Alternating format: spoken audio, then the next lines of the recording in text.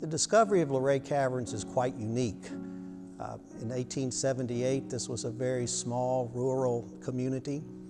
Benton Stebbins had moved into this area from Maryland. He got the grand idea that being located in a limestone area bordering the Shenandoah River, he was going to find a cavern and open it to the public.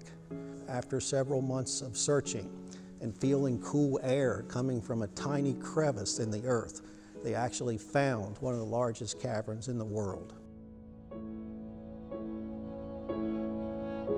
The solution process of Luray Caverns started 400 million years ago.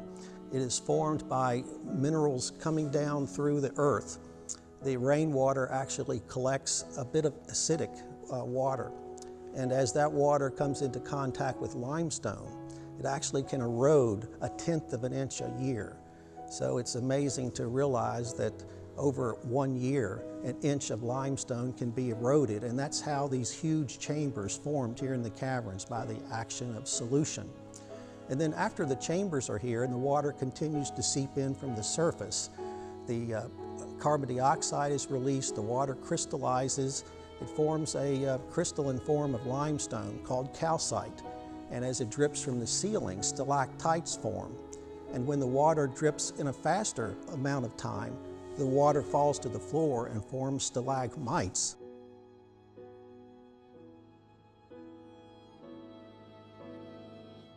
Back in the 1800s, quite often literature and Greek mythology was used to name many of these formations. One of the key formations is Titanius Veil, perfectly white. Titania was named after Shakespeare's fairy queen in A Midsummer Night's Dream. It's a flowstone formation where the water had flowed down over the wall and creates this beautiful white veil. Pluto's ghost was named after the Greek god of the underworld, and it was named a ghost as the explorers began making their way through the caverns. It's visible at 3 points along the tour, so in other words, it sort of haunts you as you go through the caverns. Certainly one of the major features here in Luray Caverns is the great stalactite organ. It's been listed in the Guinness Book of World Records. It's actually the largest musical instrument in the world.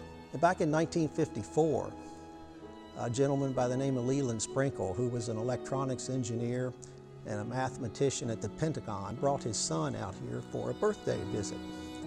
And at that time, this was long before we were a natural landmark, the tour guides would actually tap the formations to show that they gave off a tone. And he got the idea, he was an accomplished organist as a hobby, that he could make an organ using the sounds of the stalactites. He went around the caverns with a set of 13 English tuning forks, tapping formations to find those that would match the musical scale. The beauty that is hidden under the surface of the Shenandoah Valley, even walking in today, I'm looking around and actually seeing some things I'm not sure I've seen before. It's such a massive attraction that we have here, and even after all these years, you can see something that you're not certain you've seen that specific formation before. It's very interesting and sort of magical.